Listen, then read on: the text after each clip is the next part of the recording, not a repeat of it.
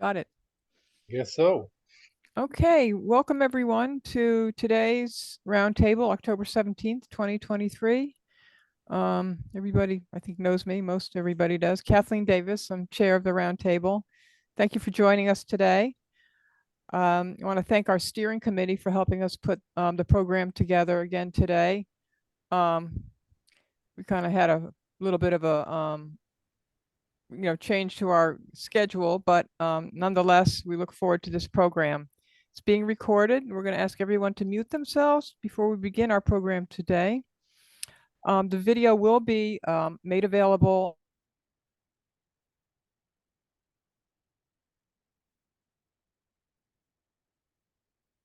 Kathleen, you muted yourself. Kathleen, you muted yourself, or something. We muted you or something. Oh, sorry. I must have hit that by accident. Okay. So we're going to just have everybody, if you have a question for the speaker, just to put it in the chat feature, and we will address them at the end of each segment. You will automatically receive an invitation for future roundtables since we have your email addresses. And if you'd like to be taken off our email list, please message us. So I'm now going to turn the program over to Carl, who will be the host today. Thank you. Great. I need to unmute myself. Again, welcome to everybody, and special thanks to those who help assemble and sponsor this quarterly roundtable. Our partners are online here: Winnakee Land Trust, Hudson River Valley Greenway, Open Space Institute, Dutchess County, and my phone is going off here for some reason, but. As Kathleen said, our roundtables take place quarterly, and our purpose really is to bring people together in a forum to foster the development, sustainability, and relevance of trails locally and regionally through networking and sharing information, which is that's what we're doing today. If you have questions for our presenter, put them in the chat, and then after Paul's presentation, Kathleen and/or I will pitch them to Paul so that he doesn't have to monkey around with that side of things. And likewise, if you have information to share with the roundtable, put that information in the chat. We can get to you, and we'll post some links and references at the end of the program, and that'll also be sent out afterwards if you signed up in a follow-up email to all of you, all the relevant links. So let me see. What I need to do is to go through today's agenda. If I can share screen here. So this is what today's program looks like. Again, introduction, meeting, that's where we are right now. After that, we'll have a talk by Paul Steely-White from PTNY.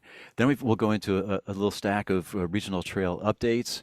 You don't have to read this now, but we've got hearing from the Rojan Ramble over in Columbia County, the Dutchess County North Side Line and the Beacon Hopewell Rail Trail study. Winnakee is kicking off a trail stewardship program that we'll want to hear about. West of the Hudson, we're going to hear about from OSI the O&W rail trail projects that they've got underway, and the 57-mile long O&W and D&H Canal feasibility study. And then also in Kingston, hear about the, well, let me see, we're not going to talk about it here. We're going to refer you to Emily's program about the Weaving the Waterfront program in the city of Kingston, and we'll hear from Hudson Greenway. If you have a report from your local group, again, put it in the chat and we'll get to you at the end. So that's where we're at. So on to today's program. Many of you you should know of Parks and Trails New York. It's really the only statewide organization that does anything of its kind, advocating for trails and parks. We've all kind of seen grant programs. We've seen the Cycling the Hudson Valley and Cycling the Erie Canal events. hopefully bought guidebooks and things like that. And um, but you may not know Paul Steely White yet. And I think I've heard of him, but I think the first time he got my attention was, I think I'm reading in the New York Times about the last car to go through Central Park on those high-speed roads there. And it turns out it was Paul in that car. So it's not common that you celebrate the end of something, but it's kind of cool when it's the start of something else, something pretty new. So Paul's the incoming executive director of Parks and Trails New York. Um, Before that, he had a long and deep history in New York City working with transportation alternatives. And I gotta say, if you've ever tried to work in New York City, it's a complex environment.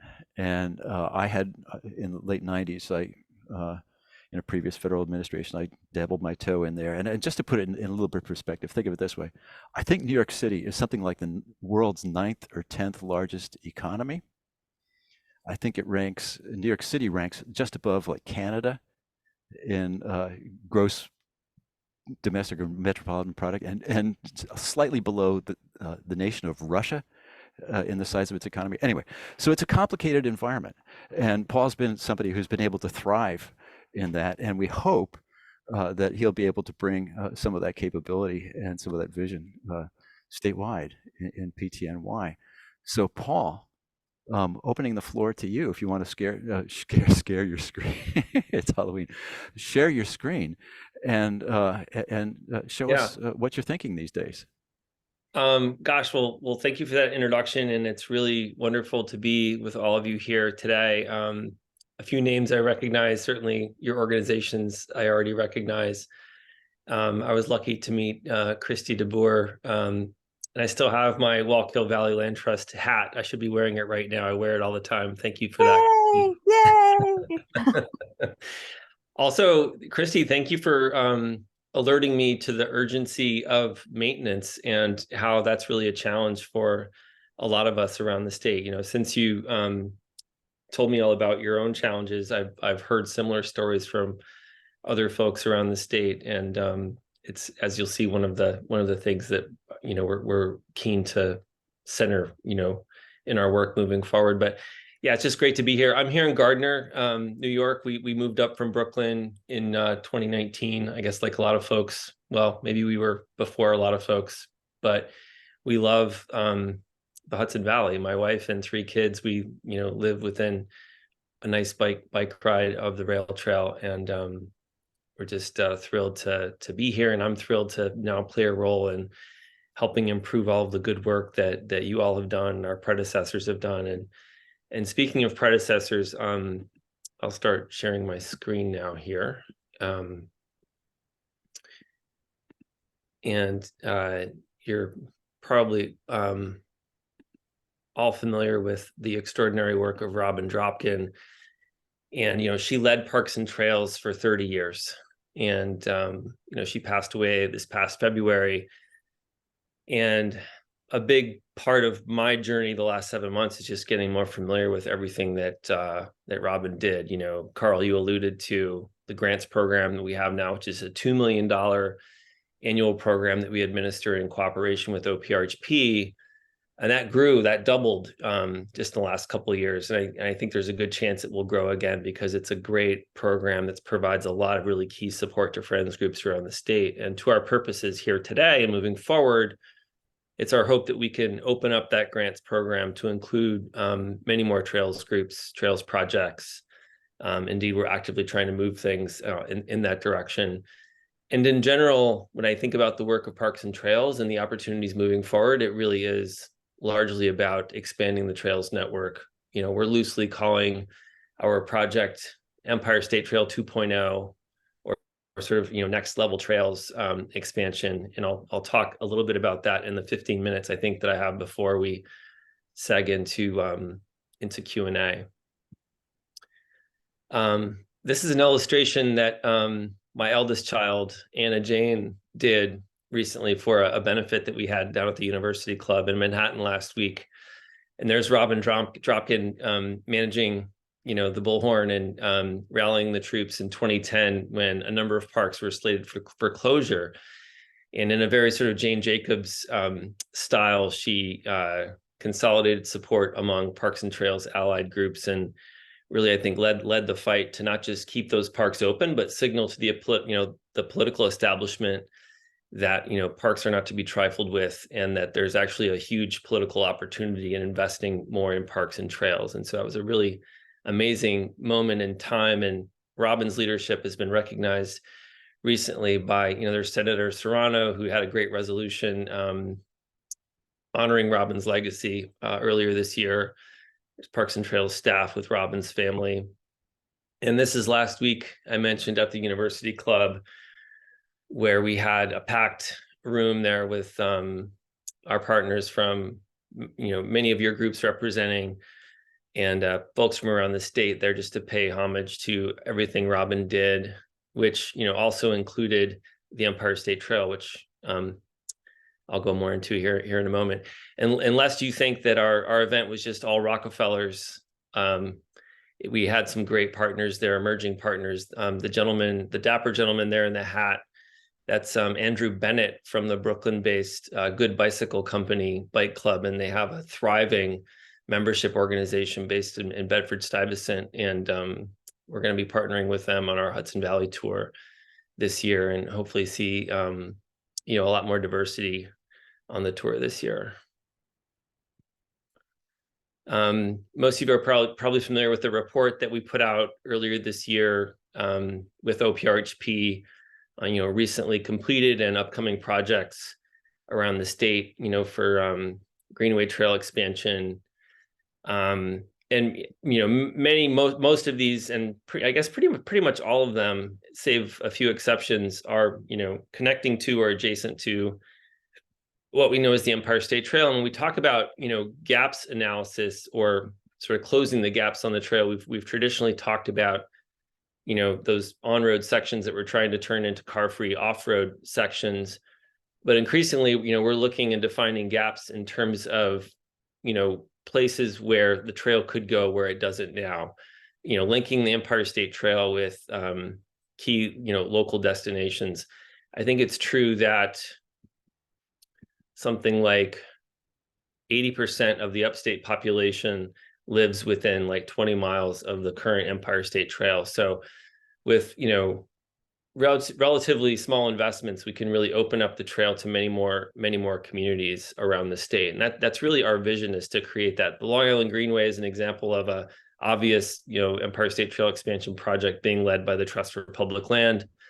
We're doing what we can to further that, helping establish a local friends group, looking at other allegiances. This gentleman in the black helmet in the foreground is one of our board members at PTNY, Michael Reed, who is part of what I like to call the Trail Industrial Complex, right? This is a group of engineering, design, construction firms that benefit when trails are expanded. And of course, we all benefit, but they benefit very directly economically. And so we're working to better organize this community and apply more political pressure for more trails funding. A lot of this I hope we can address in the Q&A, but Carl had sort of asked me if I could sort of encapsulate where our trails work might be going. These are the sort of, I think, 7 areas that I would answer with, right? That as we think about taking a popular, amazing asset and improving it even more, this is where we're going. I'll talk just a little bit about these 7 and then just show a few more slides, and then we can go into Q&A. So the estimate for the number of annual users on the Erie Canal section between Buffalo and Albany, I think, is like 3.5 million people per year.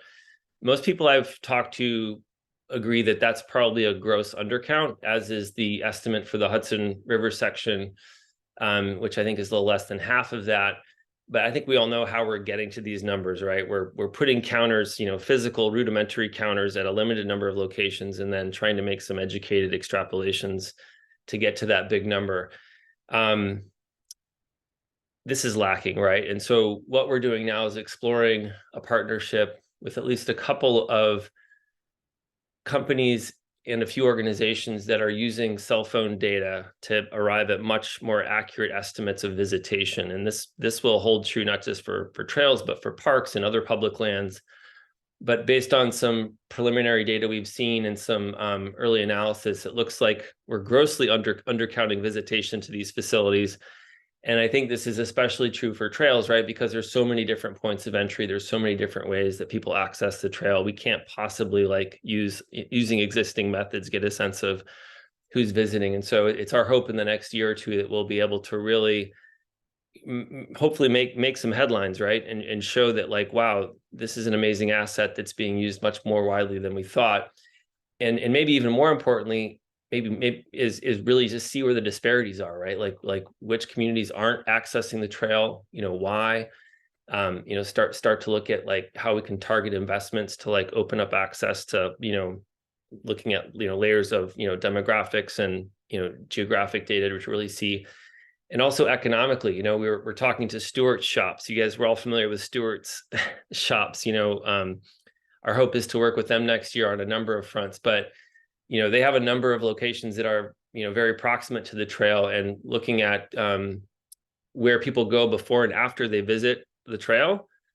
Stewart's is one of those locations that's right at the top of the list, right? And so that's useful information for them. And so if Stewart's is talking about putting out more, bike amenities, bike maintenance kiosks, or just having ice cream discounts for trail users, right? Like it all becomes not just, a good thing to do, but a strong, business proposition.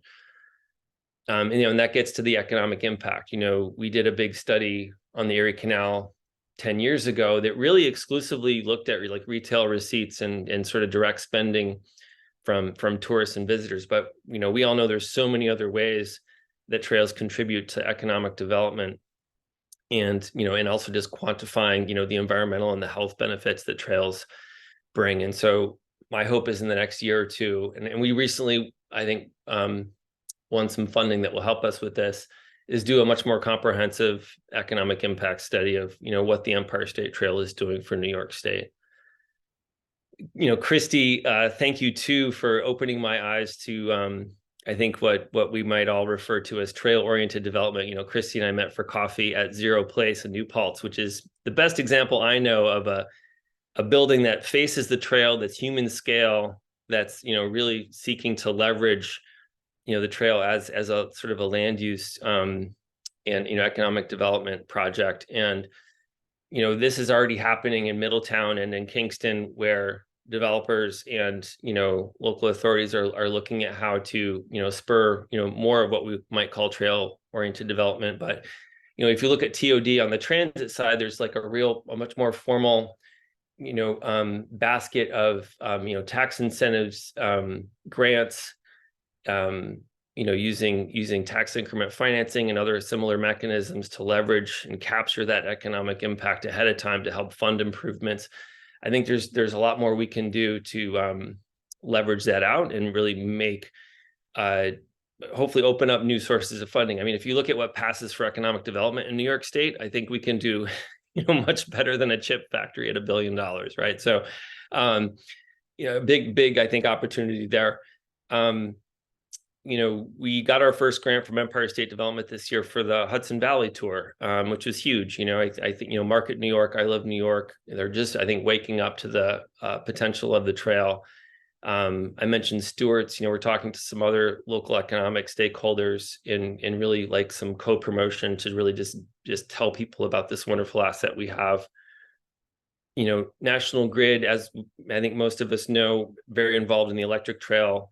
They have many other rights of way and land assets that could potentially, similarly be turned into new trails projects. We're also talking to Con Ed about some of their assets in Orange and Rockland counties. There's a bill that you may be familiar with in Colorado that basically requires utility companies to do an assessment of potential trail amenities and build out whenever they're repairing or replacing transmission lines. And so, that's something that we're looking at replicating in New York in some way. But, I myself am a big fan of the utility corridors because they tend to be a little more, undulating and maybe more interesting in terms of topography and terrain. And so, not to take anything away from our lovely rail trails, but I think it just offers a nice diversity for folks. We notched a little win this past summer with all of the Bond Act, listening sessions. There's a great report that came out last year from Federal Highways that Rails to Trails Conservancy, I think, did a good job of broadcasting. But it looked at trails infrastructure as climate infrastructure, right? And resilient infrastructure, and how trails can act as not just, fire breaks in the event of fire events, but really help, depending on how they're designed, helping with, water and stormwater management, as wildlife corridors, as really just like mainline resiliency infrastructure. And so I think there's a really strong case from those points of view alone to, deploy the $4.2 billion Bond Act to the maximum extent possible to fund, trails projects. And so we messaged that out to the PTNY faithful, and we turned people out to that series of listening sessions that the governor did this summer. And what we found was that the number one comment from all of those public listening sessions around the Bond Act was more trails funding. So that was really great to see. And I think we're pushing on an open door when it comes to helping, people make the connection between what we need from a climate point of view and also what's going to be popular with the people and work politically. And to that end, we're really seeking, again, bringing it back to Jane Jacobs, to broaden the coalition of groups that are working to fund trails and making sure that, we're growing our movement into a stronger political force. With OSI, we've been doing a wonderful event every year called Park Advocacy Day, where we bring friends groups and representatives from around the state to lobby legislators for, maximizing parks funding. Then this year, we're looking to grow the scope of Park Advocacy Day to include trails advocacy.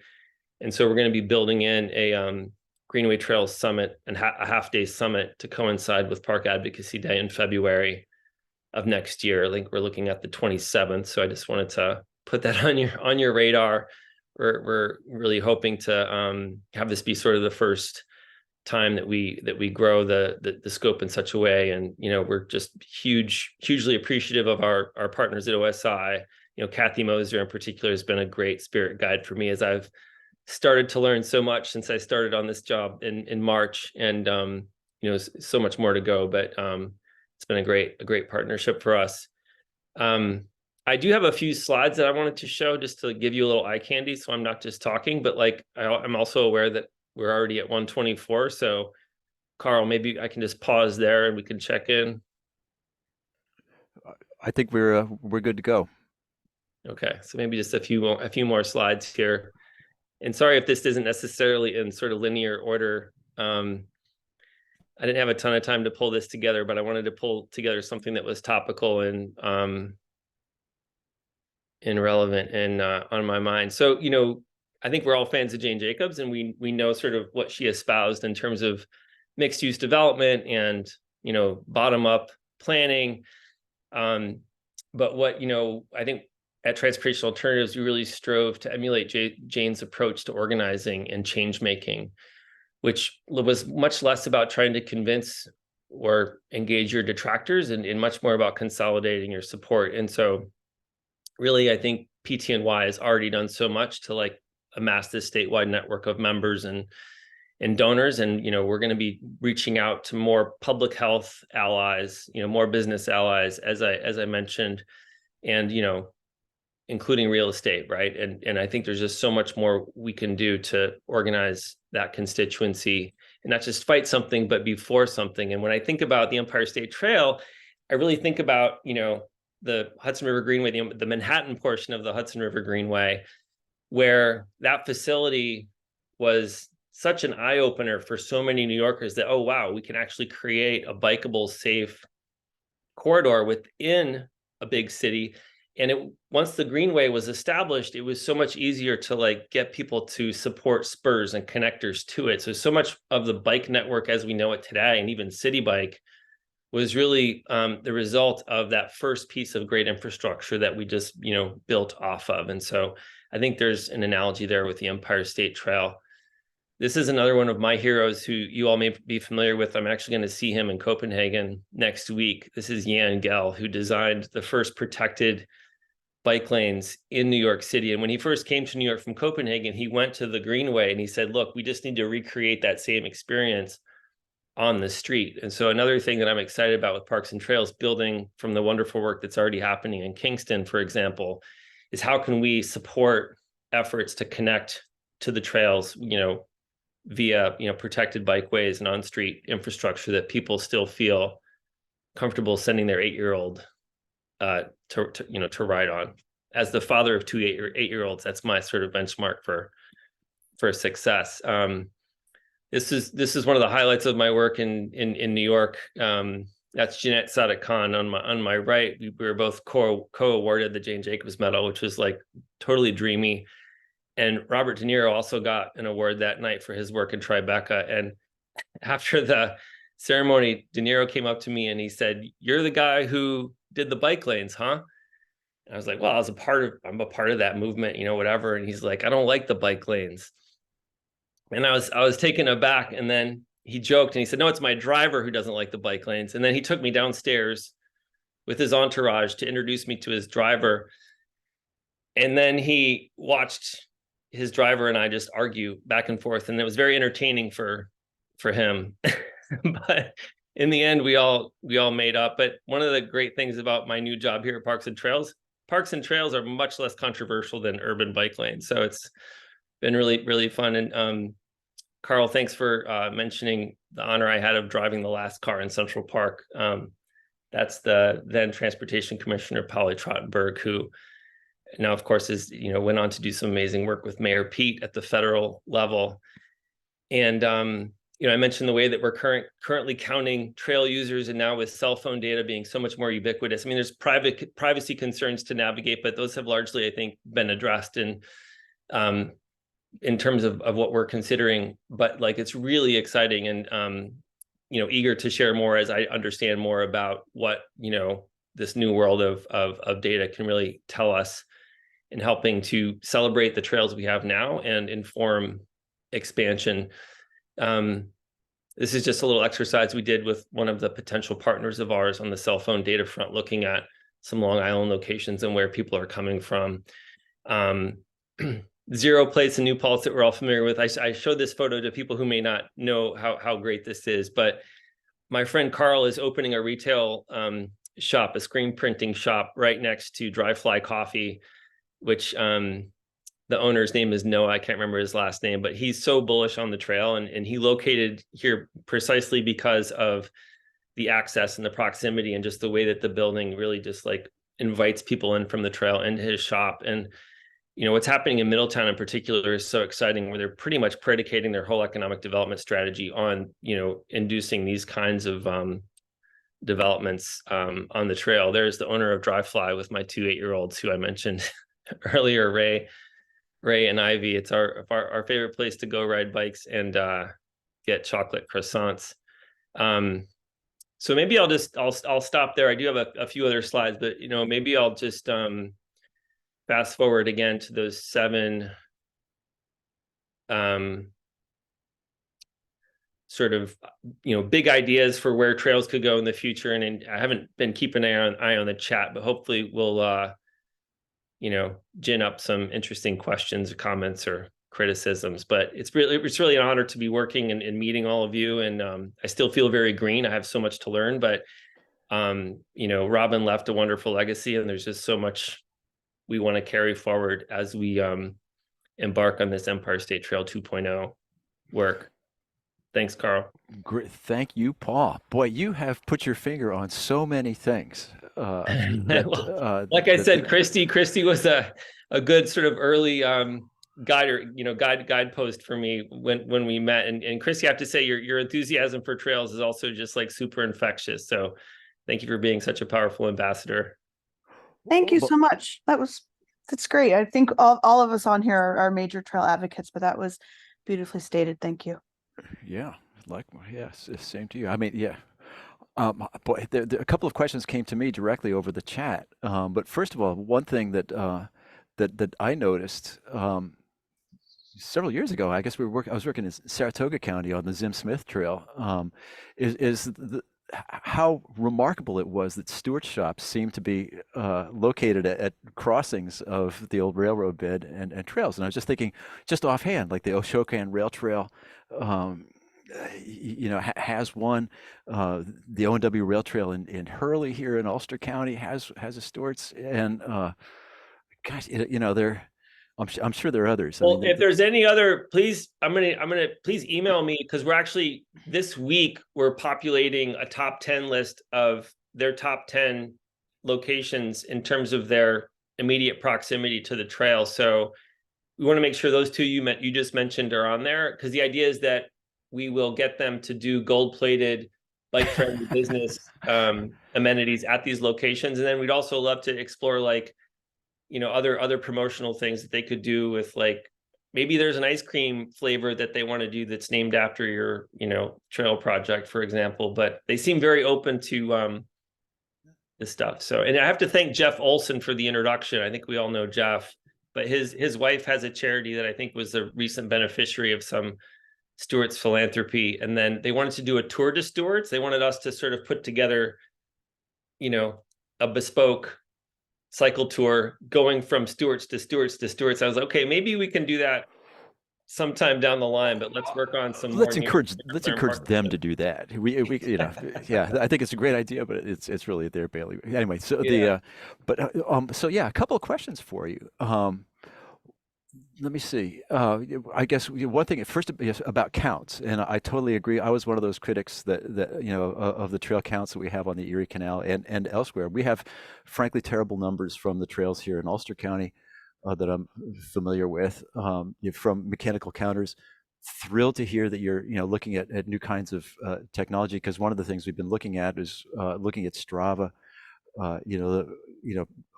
hot heat maps, and seeing where people are actually going, and curious about ways that type of data can be used. So thrilled to hear that you're doing that, because we've got so much, and I know Ulster County is looking into some of this kind of stuff for trails here. So we'll be Strava. My old cycling buddy from New York, Neil Bezdek, works there, and I actually owe him a telephone call. But as there's some limitations to their data. You're really just getting the sort of enthusiasts, and the two companies that I think are the leading companies we're talking to now. I mean, one's more a company, one is more of sort of a company / organization. But Placer AI, they have a contract with a lot of New York City business improvement districts where they're helping bids understand who their clients are and their visitors, and where people are going and where they're coming from. But Replica is a relatively new company that's not just using cell phone data, but about 6 or 8 other sources of information that I think helps round out the sort of the picture of who's visiting. So they get all trip types, right? They're not just getting like right. Recreation or enthusiast trips, or they're getting everyone. And so I think that's probably who we're going to end up going with. But it's very exciting to think about the possibilities when we have more accurate data on who's actually using these facilities. Just glad to see you're on it. That's great to hear. And just a side note too is you mentioned Copenhagen. If people have not seen the video I think it's called Contested Streets. There's two great. Contested Streets is a great one that we thank you for mentioning that we produced. That also features Enrique Peñalosa, the former mayor of Bogota, whose brother Gil runs 880 cities. It's amazing. And then there's another movie called Human Scale that goes more into Jan Gel's sort of particular methodology and approach to improving public space. It's also very good. Okay, well, yes, and thanks. I wonder if we can put links and references in the follow-up information. And in that follow-up information, you mentioned the Colorado bill requiring assessment of utility right-of-ways.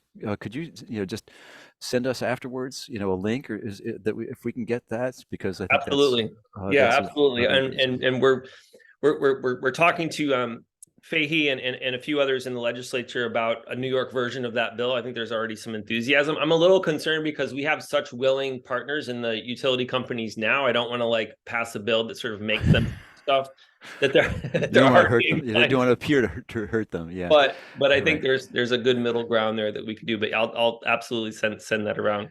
Yeah, because it's an issue it comes up in every, trail project, a lot of trail projects that I've worked on, geez, there's this thing that goes there. Why can't we go there too? And it looks like there's a road. And well, it's complicated. And yeah, working on what's now the AHET, the Albany Hudson Electric Trail. Yeah, that was really key. Yeah. To So there's the a gentleman success at of that. National Grid. His name's Mark Harbaugh, and he joined our board of directors recently. Okay. And they're spending billions of dollars in the next 15 years to replace like however many miles of transmission lines. And so there's really an opportunity there. And I think it's also true that in many of these locations, it's actually beneficial for them to create a trail just for like ongoing maintenance and access. Right. So if the sort of insurance and liability and drainage and other sort of issues are sorted out, it's really a win-win. So yeah, I think big opportunity there. So we're looking at mapping what we have, I think, the right files from them now to know where their assets are, and then we're trying to superimpose some of our early analysis on where the needs are based on communities that have trail access and those that don't, and some other criteria, and then maybe looking at identifying some other projects that hopefully will be as impactful as the electric trail. I mean, I think we all agree that's what a success story that's been. Yeah. And, in my program with National Park Service back in days of yore, we worked in flood resilience when the Mississippi was out of control many years ago. And one of the things we looked at was putting trails on top of levees because they are also used as maintenance roads. So, it's a similar way of thinking, and it takes some careful construction techniques, but I think it's a whole area that's worth exploring. Glad to see. I'm looking. Okay, it looks like Chris Morris has provided us a link to that Colorado bill that we'll have to copy down. Christy says, of course, a Wallkill Rail Trail ice cream would be amazing. You were going full Ben and Jerry's on on trails. And let me see. A question from Dave. What is one project you would really love to see happen, Paul? One. They'll give you one here. Okay. Well, I mean, it's like picking your favorite child, right? Good analogy. I'll just say that, like, since I started in March, I did our Erie Canal ride, which was amazing. I did most of that, and I've ridden, and I'm pretty familiar with the emerging network here in the Hudson Valley. I guess I'm less familiar and intrigued and really want to understand more, like, why there's so many existing gaps in the Champlain Valley. And from talking to Andy Beers, I understand that when he was doing that amazing push, that sort of 2-year push, there were like some political concerns or considerations, or there just wasn't, in his estimation or some folks' estimation, like the local sort of political will to like move forward, even when the funding was available with those projects. But I think when you think about the way that the Empire State Trail is beginning to capture the public imagination and really thinking about upholding a standard that the trail should have, right, with not just signage and coherency and consistency, but with like the experience that people have when they're riding on it. Because I think we still have this experience now of there's still a pretty wildly divergent rider experience from some of those on-road sections of the Empire State Trail in the Champlain Valley, versus some of the best sections that we know here in the Hudson Valley. And so I think it's really important to bring the trail up to like a sort of standard level of safety and service. And I think, I look to the Champlain Valley as really the next obvious place for that. Great. Now we've got one other thing, that is that here in Kingston we've got some troubling history with the interface of trails of these trails and roadways, and in the form of fatalities. And I think that's a part of what you're talking about, and that is that how do we integrate, get consistency of quality, construction standards, all these things, so that these places, I think your image of putting your kid on a bike out on it, so that works for more people in the state.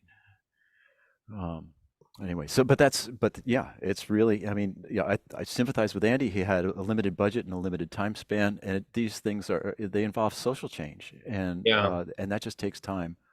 Totally. Yeah. Most of the obstacles, as Gil Peñalosa might say, aren't, technical, but they're, political. And, I'll just say that when we had our layover, we spent when, Cycle the Hudson Valley tour was coming through Kingston, and we had, our 300 riders, the tent city set up at Hutton Brickyards. And Mayor Noble was one of our featured speakers one night, and just like really did an amazing job of like firing up the crowd and articulating that vision of that we really want to connect people to the trail, and we're busy building this on-street infrastructure to do that. One of my favorite board members at PTNY, Nadine Lemon, is very connected to folks in Kingston, and she's just been wonderful at sort of introducing me to some key folks. And my hope is next year, when the tour comes through Kingston, that we can even linger a little bit longer and hopefully go eastward and westward and give people a taste of that sort of emerging regional network before we continue heading south. So maybe we'll try to do 2.5 days. I know Kevin Smith is listening. Well, so from Ashoka Rail Trail, but thank you, Paul. I think we got to call it there. But for those of you, I mean, there are more questions, but we're going to take a deeper dive with PTNY in January, I hope, looking at this an update on the statewide Trails and Greenways plan, and looking forward in my world, to a statewide trail system, a truly statewide trail system. So thank you. Thank you. I just want to give Chris, it's great to see you on the call. Thank you for all your support. And Dylan and Erica and the team have spoken very highly of the work that we've done together, and looking forward to carrying that forward. Great. Yeah. Chris Morris is our state trails coordinator. Yeah. He's also on our call. So, and I think he's been listening and taking notes during some of this. I didn't know he was on the call until later when you mentioned it. Okay. Great. I should have worn a better shirt. Yeah. No, thank you. Thank you again, Paul. And we look forward to hearing more from you and your staff as we move ahead. So thanks again. Cool. If you want to, let me see. We need to move along, and we're now on to regional trail updates. And first up online is Tom Goldsworthy, and I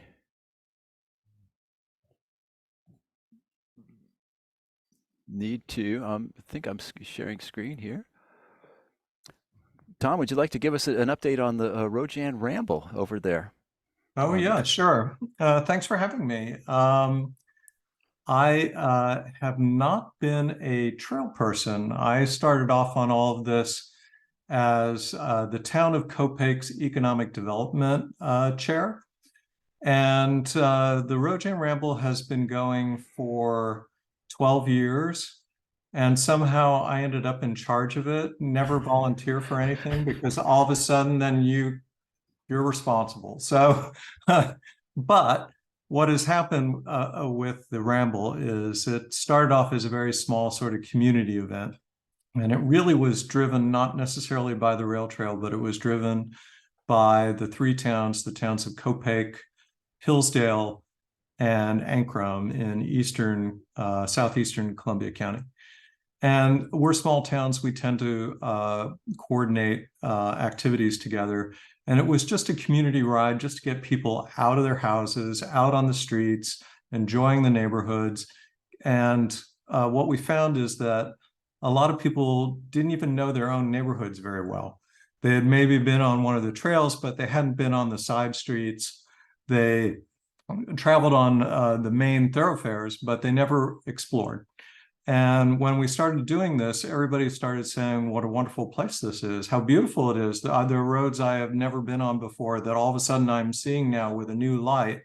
And also when you're on a bicycle, you're going at a much slower pace and you have a chance to look around and see your surroundings and appreciate where you are. And so for the first few years, it just sort of grew by word of mouth.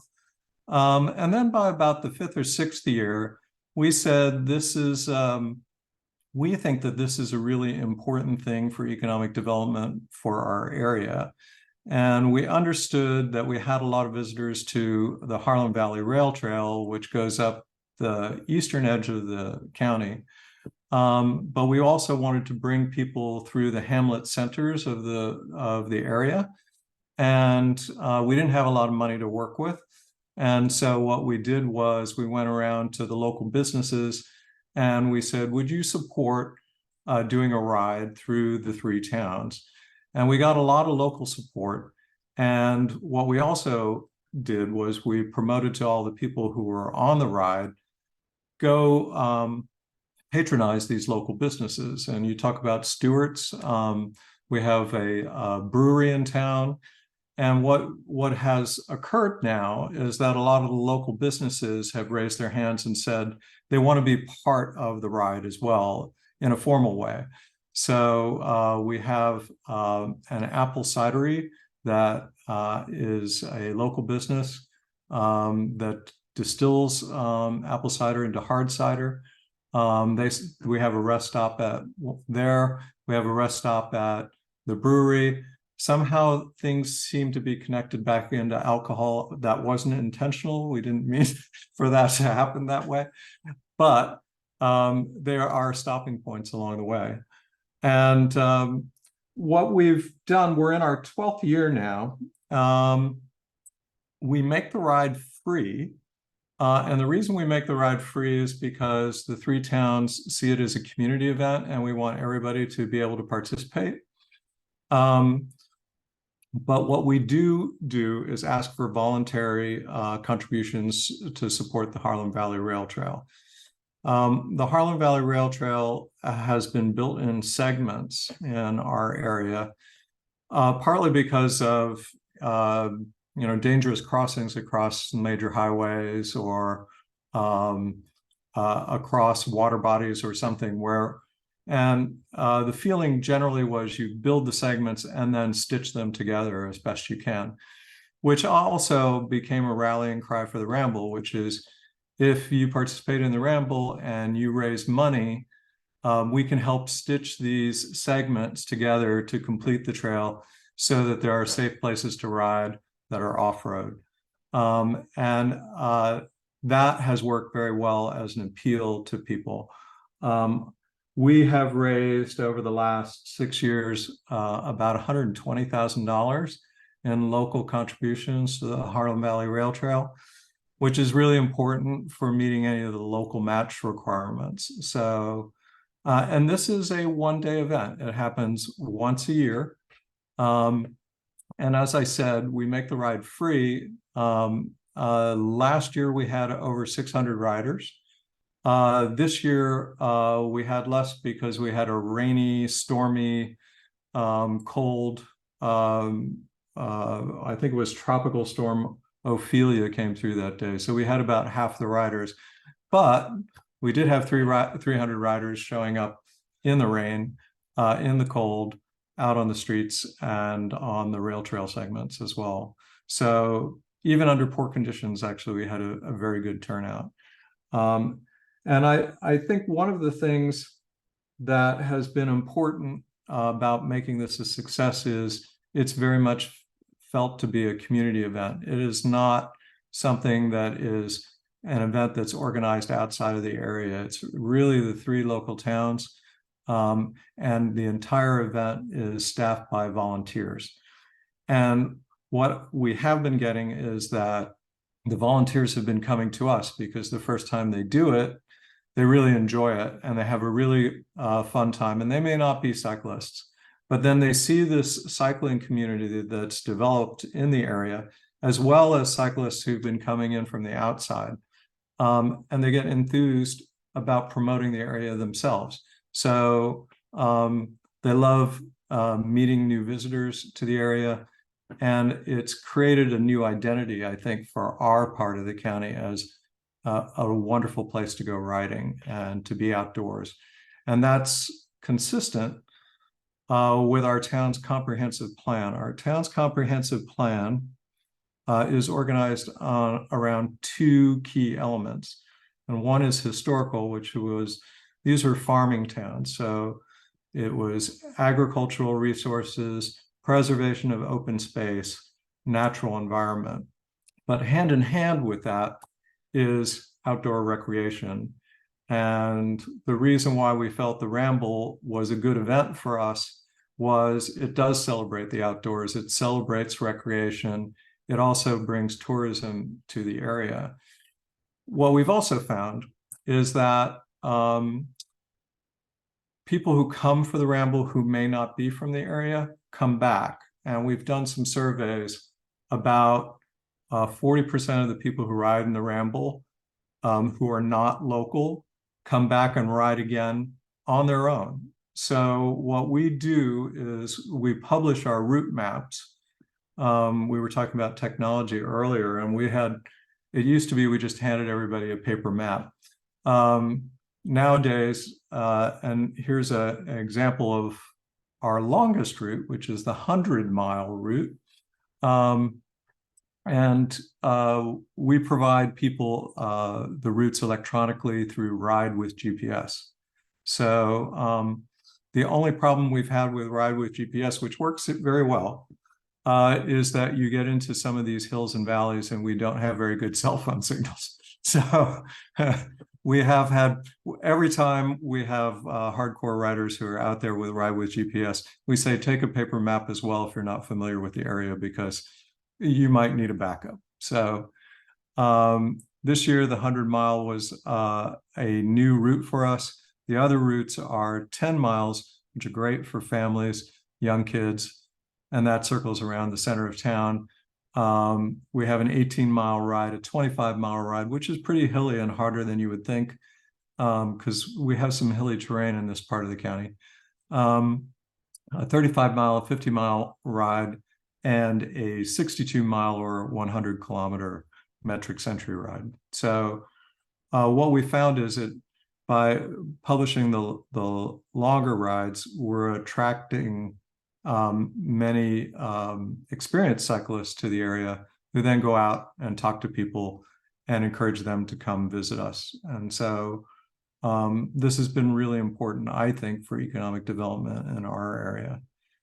One of the other things that I would mention is that the rail trail, it's created a new impression among our town governments, the municipal governments. I think the initial feeling was the rail trail was a nice amenity, but it wasn't really important. It was a nice to have. What I think people are seeing is they're seeing the Harlem Valley Rail Trail as being an important element that is essential to our area because it connects the community together. It brings people and it creates an identity for us as a wonderful place for recreational activity. The Taconic State Park is mostly in the town of Copake, as well as the southern town of Ankrum. And we have a lot of visitors seasonally who go to the Taconic State Park, but they don't seem to venture out of Taconic State Park. They come, they camp, they have the park experience, and then they leave. And we've been trying to encourage people to come and visit our towns in this part of the county. The rail trail helps us do that because it pulls people out of the park and onto the local streets and connects back into the town centers as well. So that's really been important to us. One of the things that I'd mentioned just from Copake's standpoint, the rail trail skirts the town on the eastern side of it and bypasses a couple of the hamlets in our town.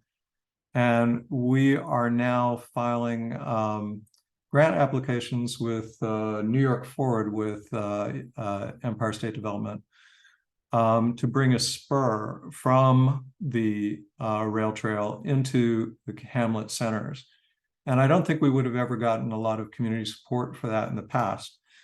But now that people see the vibrancy and the activity that occurs, and the Ramble's part of identifying that for people, there's really a lot of enthusiasm for connecting the hamlet back into the rail trail.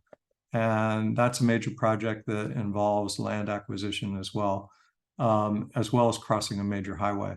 But we've made significant progress on that, and we've got some good community support. We do have access to the land now, and we're applying for grants to pull that forward. Great. So it's been a very exciting thing. And I just recently, last week, became a board member of the Harlem Valley Rail Trail, which I had not been associated with before. So, so hopefully I'll be seeing a lot more of you. Great. Thank you, Tom. And one thing we're going to do is we ask for shining happy people on trials and events. There are shining happy people. Yeah, and it's real. It's real stuff. And it is real stuff, actually. And this our event is also part of the Hudson Valley Ramble, which the Greenway sponsors. And these are some of the photographs that Hudson Valley Ramble took of the Ramble. They sent a professional photographer to take some of these pictures, and these are some of the Ramble riders on the Harlem Valley Rail Trail entering Taconic State Park. Great. Thank you, Tom. And yeah, we'll put the links to your website in the follow-up information so that people can do what you just talked about, which is what we always suspect. And that is, if you run these events, people come back, and enjoy them on their own time. And I've got they do, and we publish all the routes, and we leave them up there all year round, just to make sure that people have access to them. And I know that people are on those routes because I know the area, and I'm like, these riders would never have been over here if they hadn't seen this route. So I understand that. Right. And a note from Kevin Smith in the chat is that Ride with GPS has a download route map for offline use feature that works. He's one of our more aggressive bikers. So that's something, again, that we can recommend to people. I'm going to stop my share here and move on the agenda. Next up is Emily Dozier with Dutchess County Transportation Council with a couple of quick updates from your end of things. Emily, can you share your screen? Yes. All right. Can you let's see, is it showing this map or maybe not? It is. It was? Okay. Yeah, I can never tell which screen is showing. Okay. So I just wanted to give a couple updates. I'm with the Dutchess County Transportation Council. So the first one I wanted to give is the North Side Line, which is a urban trail that connects to our Dutchess Rail Trail and the walkway over the Hudson, which are both part of the Empire State Trail. So this is one of those linkages that Paul was talking about earlier. Currently, the North Side Line is open in the southern section from this point, Parker Avenue, up to Cedar Street, and they're furiously working on the section from Cedar Street up to Hudson Heritage, which is a kind of mixed-use development area. So that second portion of this first phase should be done this fall. I don't have a specific date yet. Our Public Works Department is managing the project here at the county, and so they're doing their best to get it open by fall. So fingers crossed, they're working hard on that. And that then will finish that first phase, and then they'll start working on the second, which goes down through Marist College and connects closer down to the waterfront in Poughkeepsie. I also wanted to mention that we are in the very early stages of a feasibility study for the Beacon Hopewell Rail Trail, and that would again connect to the Dutchess Rail Trail and the Maybrook Line, which are both part of the Empire State Trail. So it would connect the waterfront in Beacon near the train station along a rail corridor to Hopewell Junction. So we've officially kicked off the study just to evaluate the opportunities and constraints and the issues. We have an advisory committee of the 4 municipalities, the City of Beacon, Village of Fishkill, Town of Fishkill and Town of East Fishkill, as well as MTA Metro North, who owns the corridor still, and New York State DOT, our county, Public Works, and the Hudson Highlands Fjord Trail. So that group has met to kick off the study, and we're currently working on some existing conditions analysis, getting together a website, and then plan to do more public outreach once the existing conditions is done and the website is live, which will be hopefully shortly, but we'll probably do some kind of in-person outreach in the spring. So that's an exciting project. I think the challenges right now are with Metro North and the kind of abandonment status of the line, but we're hopeful that long-term this will be a great asset and connect our trail system. So those are just the two updates I had for now, and then I'll come back later to talk about our Bike Ped Advisory Committee. Great, thank you, Emily. It's easy to predict that that trail is going to be successful when built. Next up, we have Jen Adams from Winnakee Land Trust talking about your Second Saturdays program. Yeah. Fire away. So let me see if we can share my screen. So yeah, I'm Jen Adams. I'm the Assistant Director of Land Stewardship here at Winnakee. Just started this past summer. And with that, I wanted to start a new volunteer program. We already have a whole bunch of trails volunteers, which is wonderful. I'm trying to, tap into some more community resources here with our Second Saturdays program, which is of course every second Saturday of the month. Unfortunately, we did have to reschedule this past Saturday, which was going to be at our nature preserve. Because of flooding. So that will actually be the fourth Saturday, which doesn't, sound as good, but it's okay. And that'll be trail maintenance. We've got one in November at Burger Hill here in Rhinebeck, which will be just kind of general maintenance, but it's a great trail if you haven't been. You've got a 360 view of the Hudson Valley from the top, which I think is really cool. And then in December 9th, we've got a trail maintenance work day at our Sawkill property in Red Hook. Hoping to improve the trails there. And, every second Saturday moving forward through the winter, we'll be doing this. It'll be a mix of, I think, general stewardship work and a lot of trail work.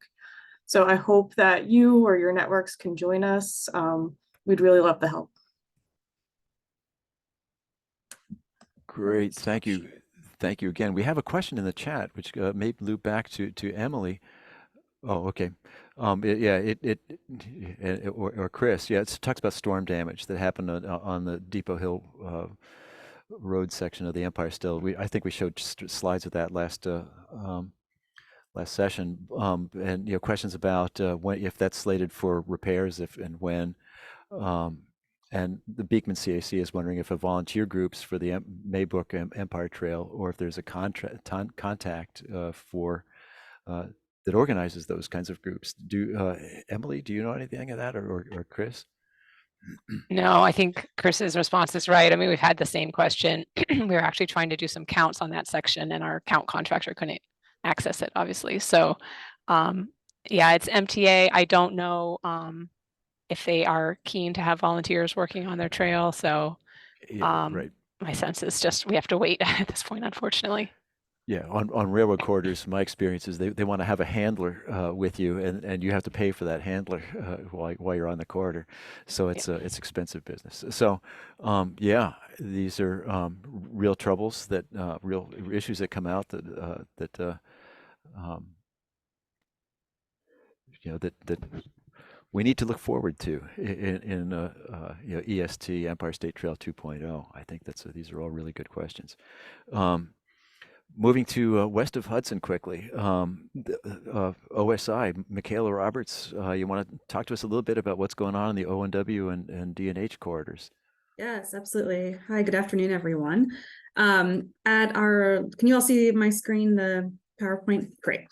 At our last roundtable discussion a few months ago, my colleague Annie Bergelin reported out on a couple rail trail improvement projects that OSI is working on in Ulster County on the ONW Rail Trail. There we go. These projects were generously funded by Ulster County, with OSI as a subrecipient of $2.1 million in federal ARPA funding to deliver 3 rail trail improvement projects. one of which we completed a couple months ago on the Wallkill Valley Rail Trail, the section from New Paltz to Gardner. We currently have the 2 remaining projects in active construction right now on the O&W Rail Trail, which is, they're pointed out in the map there on the left. There's a section from Accord to Kerhonkson, 3.2 miles, and a section from Ellenville, in the village of Ellenville, which is almost 2 miles. So the first section pictured here is a 3.2 mile section of trail from the hamlet of Accord to the hamlet of Kerhonkson. This section is about 90% complete. The trail has been fully resurfaced, and the remaining items include demolition of 2 existing footbridges, which will be replaced with new up-to-code bridges, as well as some finishing touches with signage and kiosks.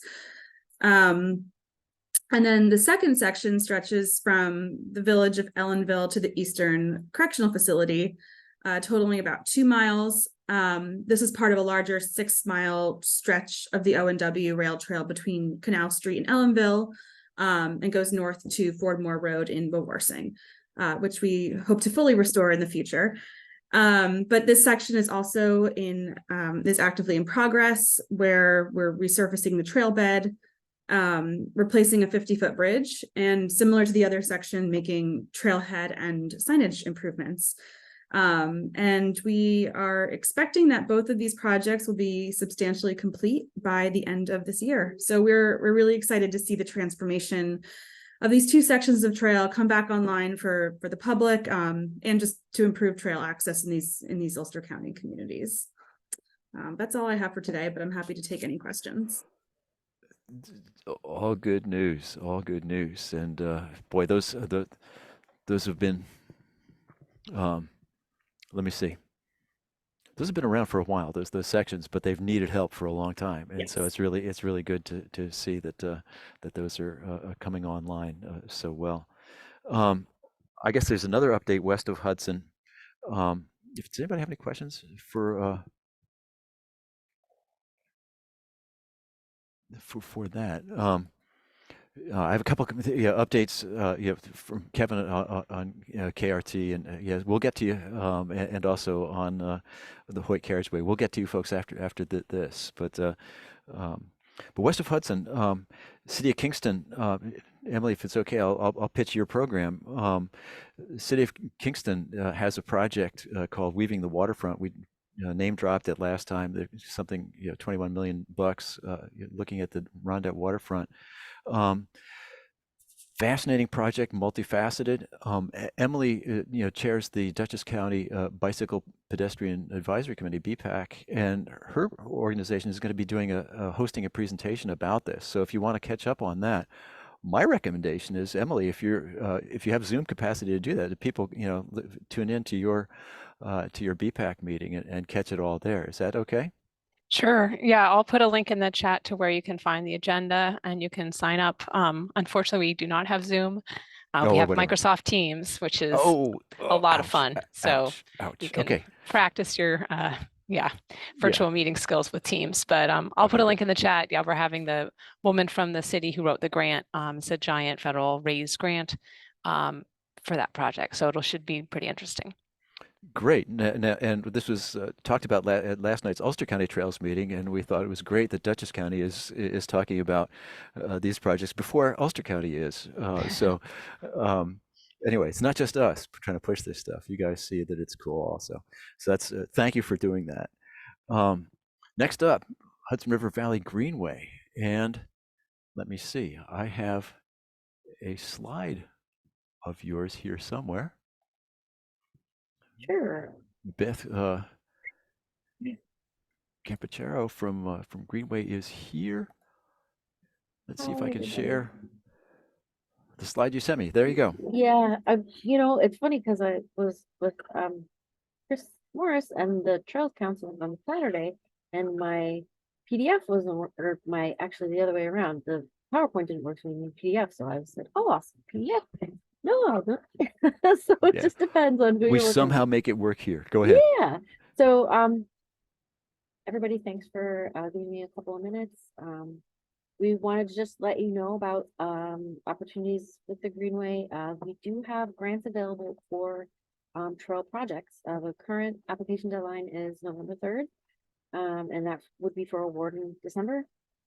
We have several categories that are fundable, including construction, planning, design, rehabilitation, education, interpretation, disaster recovery is a relatively new one. We're all looking at sections of trail that are sustaining significant damage with weather events, and we do have funding available for that. And also trail maintenance, that was something that was mentioned fairly early on and in this meeting, and we do have funding available for maintenance on a section of the designated Greenway Trail. So that's the link is there, but you can also reach out to me or anyone at the Greenway. We can help you out with that. And then just to give you a short little update on the 2023 Hudson River Valley Ramble, we're really glad that Rojan Ramble is part of it.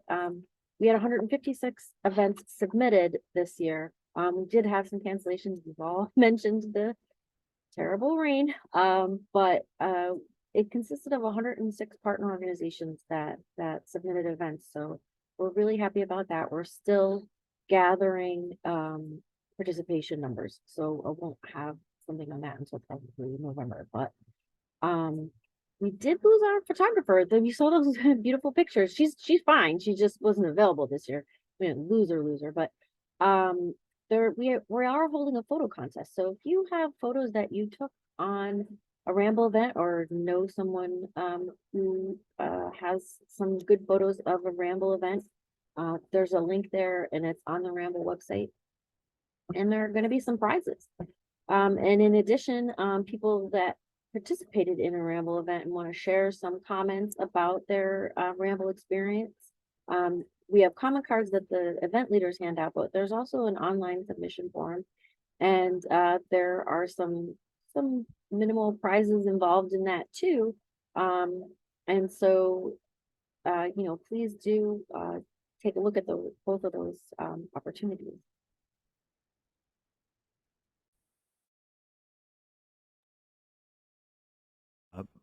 I'm muted. Oh, sorry about that. Great. Thank you, Beth. Yeah, I don't mind the rainbow photograph. I think it's symbolic of all our trails in so many ways. I'm going to stop my screen share here and move on to local updates. First up, John Lawson, would you like to talk to us a little bit about the Hoyt Carriageway project? Is he still on? I don't see his name. Oh, did he drop off? Oh my goodness. Okay, let's take next then. Kevin, would you like to talk to us about the so-called Kingston Rail Trail project? Sure.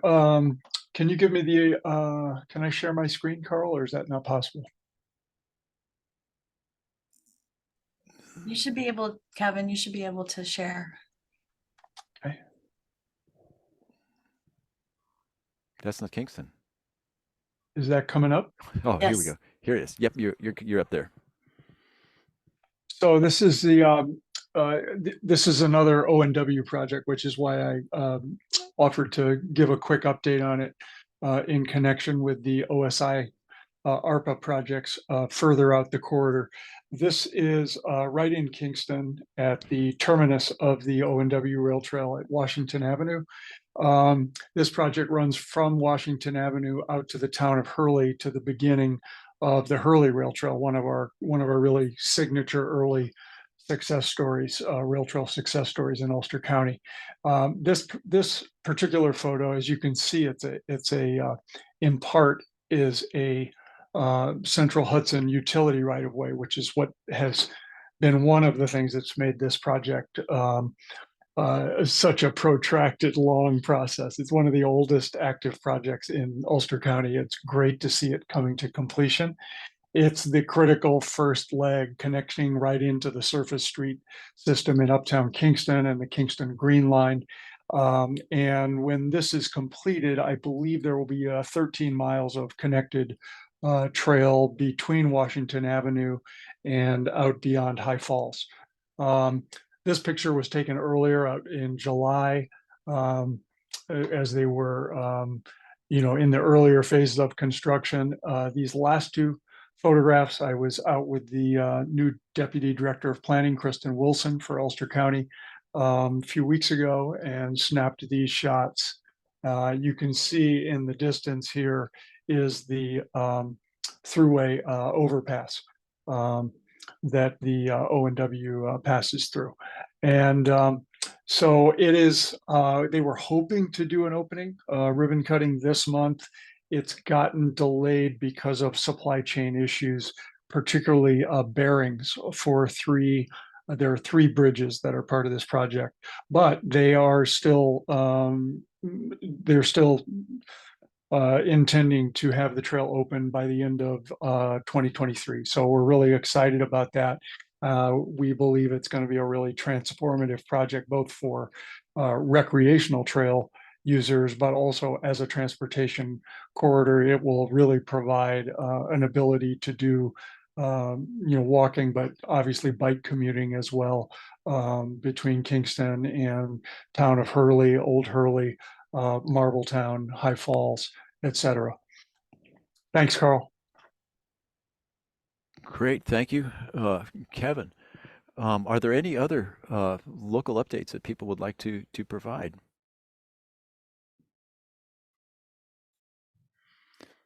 Hearing none. I'd like to share my screen again, and we can move on. Let me see.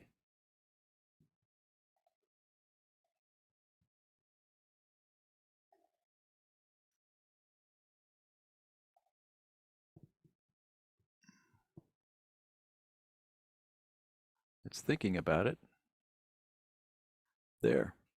So here are some links from today's presentation. We'll add to this list of Parks and Trails New York. You should all know ptny.org. There are 2 websites on the North Side line. I'm not sure, Emily, which one is recommended, but I think they both have sort of complementary information. One is the DutchessCountyUrbanTrail.com, and the other is the North Side Connected.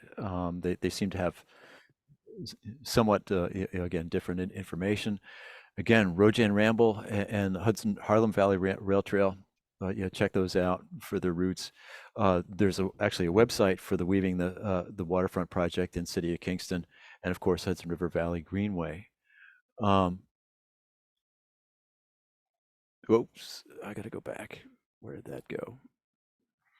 And as always, if you missed this show or want to review parts of it, go to Winnakee's YouTube channel. Always recommend American Trails webinars, americantrails.org. I forget what this month's is. Yeah, Chris, you may know. But and also, please follow us on Facebook. Our next roundtable, if all things work out, is tentatively scheduled for Tuesday, January 16th, 2024, same time, 1 p.m. And we hope that we'll take a deeper dive into Parks and Trails New York and New York State Parks, statewide Greenway Trails, report and updates. There may be new updates by that time. And if you have any questions for our presenters, please send it in. You can get us on Facebook. And if you have ideas for topics, again, please let us know. So with that, I think we can wrap it up without any final questions, comments. So much going on in trails in our part of the state. This is fantastic business, and it's thanks so much to everybody on this kind of program. So let's go from here and continue doing the good work. Let's see what we can all do for trails and the people and places they serve. Goodbye all. Thanks, Carl. Thanks, Bye, everybody. everybody. Thank you all so much. Thanks. Yeah.